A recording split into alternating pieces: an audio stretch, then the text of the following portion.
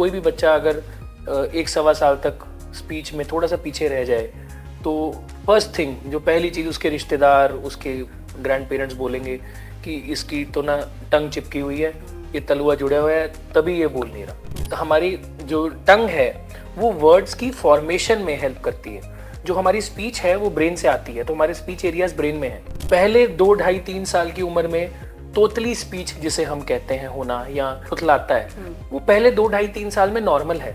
अगर आप बच्चे को आ करने को बोले और बच्चे की जो टंग है वो टंग लिप से क्रॉस कर जाए, यानी लोअर लिप से बाहर आ जाए, आ बोला और टंग बाहर आ गई, तो अगर टंग बाहर आ गई है तो दैट मीन्स टंग टाई नहीं है।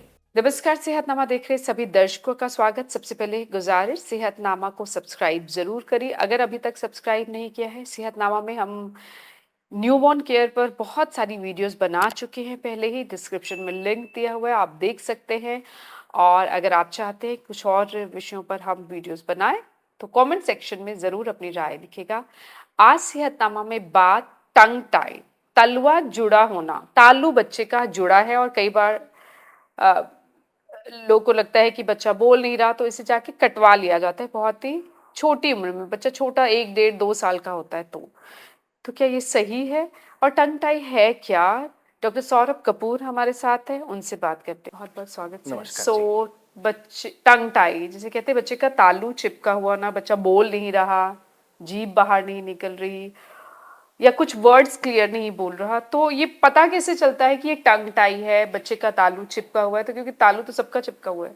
तो आई थिंक जो ये टॉपिक है टंग टाई पे, इसके ऊपर ज़्यादा क्वेरीज या ज़्यादा जो क्वेश्चंस है ना, वो कोरोना जब इन्फेक्शन हुई है, कोविड इन्फेक्शन हुआ है, लॉकडाउन हुआ था, सोशल मीडिया बहुत ज़्यादा बढ़ गया, स्क्रीन टाइम बहुत ज़्यादा बढ़ गया, इसके बाद ज़्यादा रेलेवेंस में आ गया है। बहुत सारे पेरेंट्स इसको लेके ज़्यादा वरिड हो गए हैं।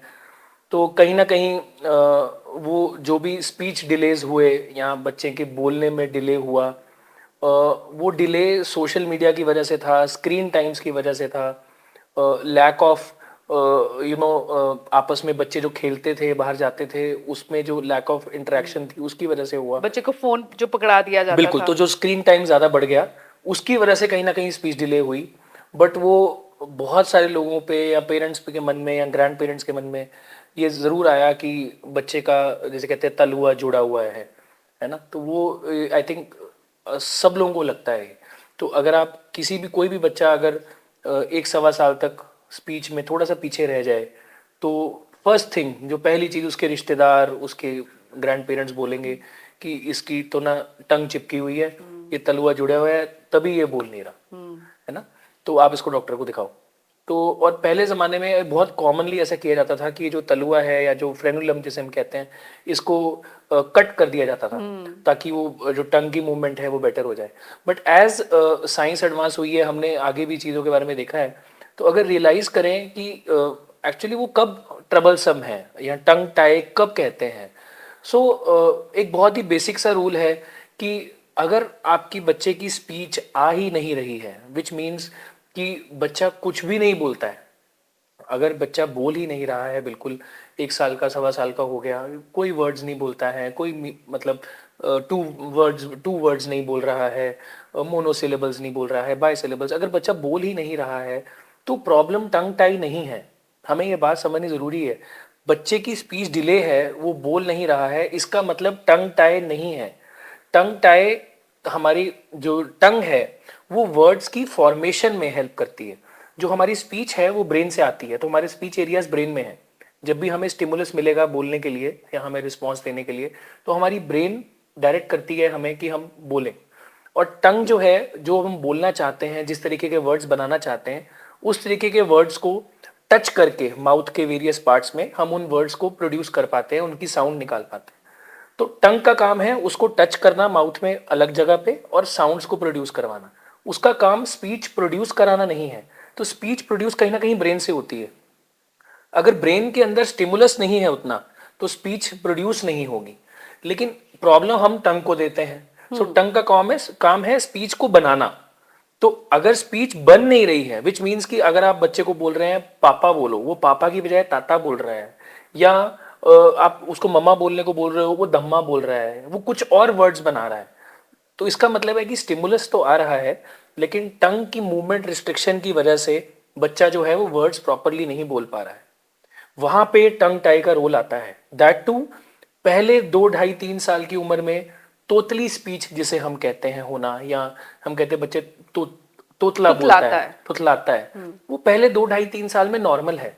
तो उसके लिए हमें कुछ इमीडिएटली करने की जरूरत नहीं है कि चिपका हुआ है तो काट दो, ऐसा नहीं करना है, क्योंकि वो बच्चा बोल पा रहा है लेकिन थोड़ा तुतला रहा है।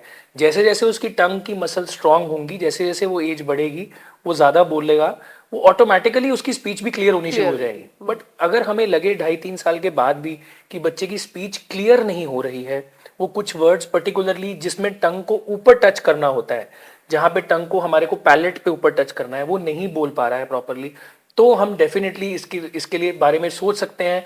अगर जरूरत पड़ने पे टंग बहुत ज्यादा स्ट्रांगली फंसी हो या टाइट हो, तो उसको हम फ्रेंड जो नीचे होता है उसको काट सकते हैं, तलुआ जिसे बोलते हैं उसे काट सकते हैं। बट ये सब चीजें तभी हैं जब बच्चा 2.5 3 साल का है।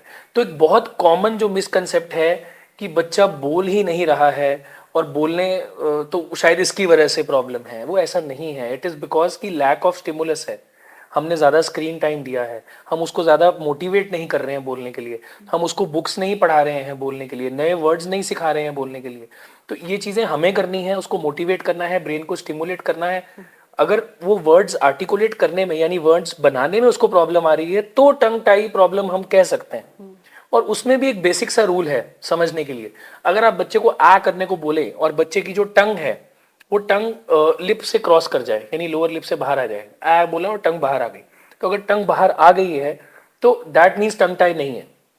ये खुद घर पे तो पेरेंट्स टेस्ट कर बहुत सकते हैं, इजी बच्चे है, को बोल सकते हैं कि बिल्कुल। जीभ बाहर तो निकालो, अगर खुद बच्चा दिखा जीभ के। बाहर निकाल पा रहा है और उसकी जीभ जो है वो लिप को क्रॉस कर रही है, तो वो टंग टाई नहीं है, क्योंकि जो ये डिस्टेंस है यही डिस्टेंस चाहिए जो हमें पैलेट पे टच करने के लिए चाहिए या वर्ड्स राइट। बोलने के लिए चाहिए। तो एक अप्रोक्सीमेटली अंदाजा है जिससे कि आप चेक कर सकते हैं कि वाकई जिसकी वाकई में टंग टाई होगी वो बच्चा टंग को माउथ से बाहर नहीं कर पाएगा, वो ओके। उसकी टंग अंदर ही फिक्स्ड रहेगी। That is actually tongue tie. उसमें यहाँ से पता एक्चुअली कर सकते हैं बिल्कुल पेरेंट्स घर पे रही। बिल्कुल, तो बहुत इजी तरीका है, इसके लिए आपको कहीं जाने की जरूरत नहीं है। आप सिंपल बच्चे को, और ये जो जो जिस जिस जोड़ की हम बात करते हैं वो जोड़ सब में है, बच्चों में भी है, बड़ों में भी है, वो सब में तालु है, जुड़ा ही होता वो है। सबका होगा। उसको कट करने से कुछ नहीं होने वाला है। आप, और बहुत बार लोगों को लगता है कि हमने कट करवाया तो उसका बच्चा बोलने लग गया।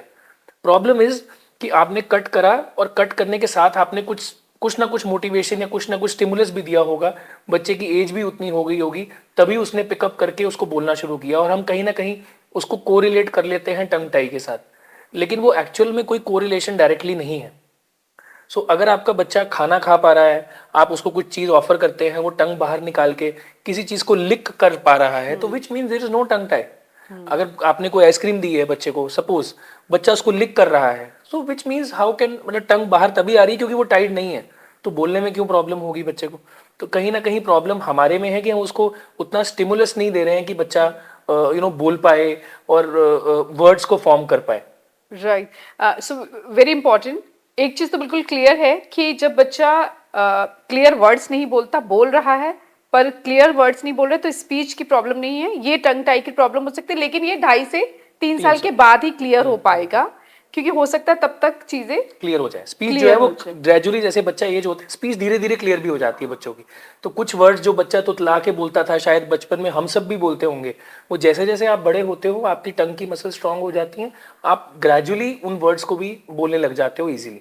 सो अगर उसमें भी हमें लगे कि कोई प्रॉब्लम है, तो टंग टाई में डायरेक्टली वो कटवाना चीज या सर्जरी कराना वो गलत है।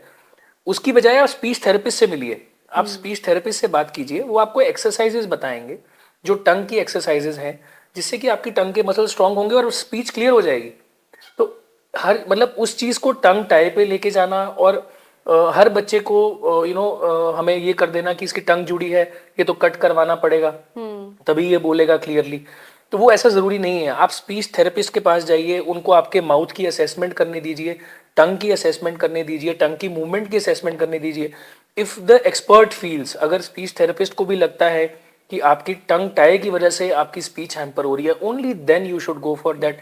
जैसे कहते हैं हम कि कटवा दिया हमने, तलुआ कटवाना है, वो नहीं करना चाहिए रूटीन में until unless it is actually required, क्योंकि बहुत कम केसेस में रिक्वायर्ड होता है, लेकिन होता बहुत कॉमनली है, क्योंकि हर लोगों को लगता है कि ये तो करवाना ही है।